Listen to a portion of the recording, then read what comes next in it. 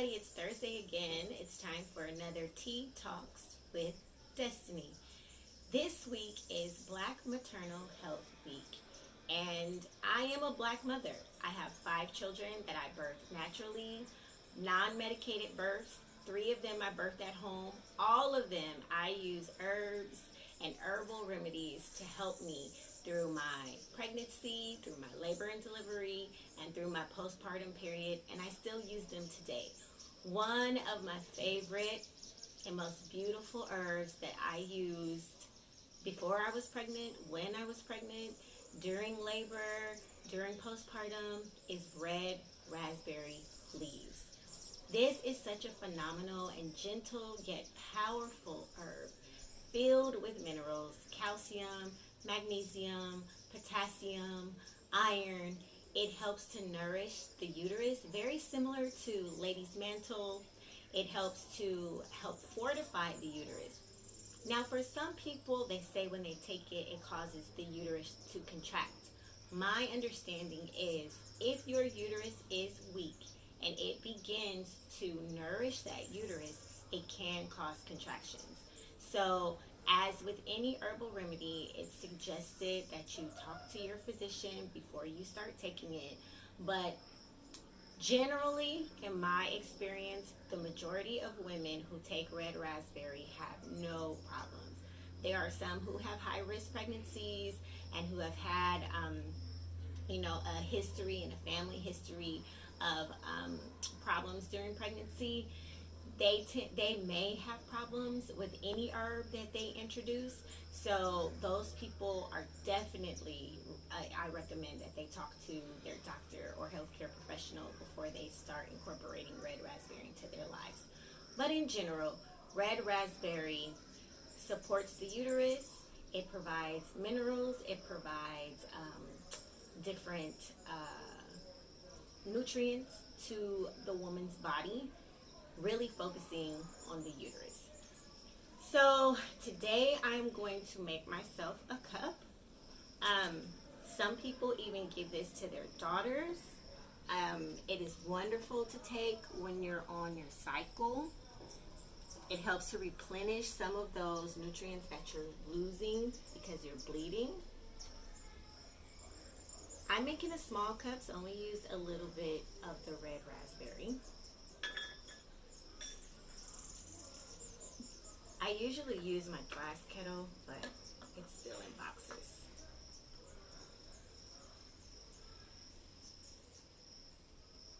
And I'm just going to let this steep for about 5 to 8 minutes. I'm going to cover it so I don't lose any of the essential oils. But why is it important to nourish the body when you're pregnant?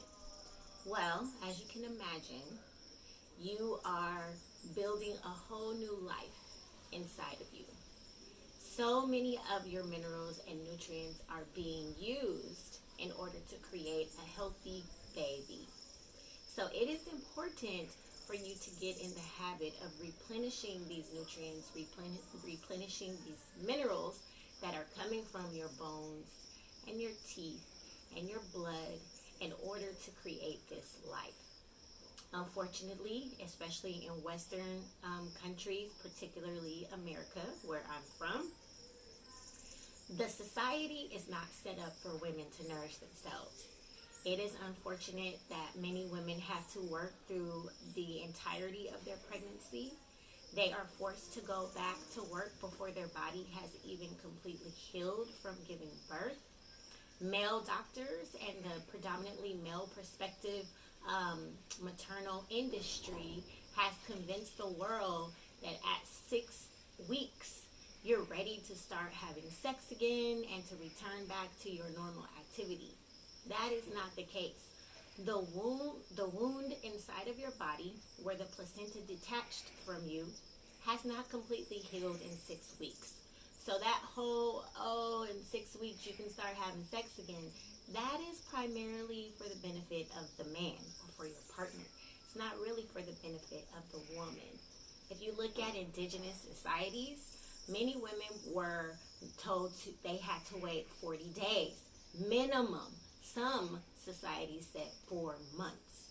So it's important for you to pay attention to your body, how you're feeling. Do you feel like you're ready to return back to your normal activities, to your regular levels of intimacy? And even if you feel like it really soon, because sometimes women feel completely normal days after they have a baby, you still need to give yourself time to heal. You still need to be deliberate in how you nourish and fortify your body. Now, for me, herbs played a really strong role in that. During my pregnancy, I took red raspberry as often as possible. I also took nettle and chamomile, very calming to my central nervous system. During labor and delivery, I also drank cups of red raspberry tea. It helped to replenish me and provide energy while I was in labor. Nettle helps with breast milk. It helps to fortify the breast milk and helps with breast milk production. You also have marshmallow root, which helps with breast milk. And chamomile is very calming for the mother, and it also helps the baby with eliminating gas. So these are just simple herbs that we can incorporate in our maternal health. We often, especially now, they talk about the death rate of black mothers in comparison to their white counterparts, and that black women are more likely to die in childbirth and black women are more likely to experience high risk pregnancies. I personally want to share more joyous stories. There are so many women who've had beautiful pregnancies, black women who've had beautiful labor and delivery stories, and I'm one of those women. All 5 of my children were born with no medication. I was able to exclusively breastfeed all 5 of my children. I was able to do this because of my support system, the care that I took of my body when I was pregnant, having a right mindset, and believing that I could.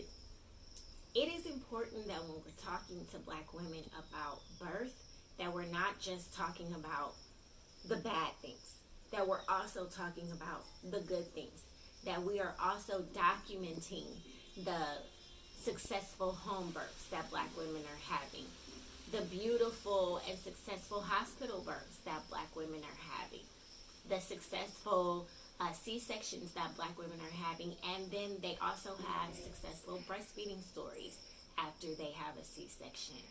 The multiple births, when black women have twins or triplets or more, that they also have successful stories that are not riddled in trauma.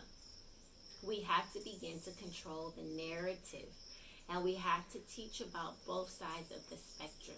Yes, it is important for us to continue to advocate for better medical practices in the hospital, for more culturally competent care amongst black women and women of African descent. But it is equally important for us to highlight the stories of success and beauty that can also resonate in the minds and the spirits of young women and women of all ages who are pregnant or trying to get pregnant. So that's what I wanted to share this week in my Tea Talks. That while we are learning about the medical industry and how it has disproportionately negatively affected the birth outcomes for black women, there are still beautiful stories that come out of it. Wonderful birth alternatives. Many black women are beginning to have babies at home and recognizing the power of having their children at home, taking control of their bodies and their health. The medicalization of the female form is something that affects women of all races. But this week, because it's Black Maternal Health Week, we're focusing on the black body. Because of slavery, there was so much experimentation that happened to black women. And that's another horrific story for another time. But we have to understand that this negative look on the black body is something that perpetuates society in the media, and education, and it affects Black women when they get into relationships because society is not teaching them to have a good relationship with their body. As I mentioned in another video, how many women's studies classes or health classes have you taken to where you actually learn about the woman's body, where you actually learn about the different cycles and the different herbs and how to regulate your mood by spending time in nature, or by eating certain foods or avoiding certain foods, or and how your hormones change as you age. There's so much, how the breast work. I didn't learn about how the breast work until I took a breastfeeding course, and then I learned about how breasts work. Out of all the health classes and all the women's studies classes that I've taken, they never taught me about how breasts work, how the mammary glands work, how breast milk is created, how it is this wonderful thing that happens in the woman's body when she's pregnant, how the formula of the breast milk changes to meet the needs of the infant, how it will create particular antibodies to fight different germs in that particular environment. It is magic. It is amazing. But no one's teaching this. And I wonder why. How can you take a whole women's studies class and never know how the woman's body works?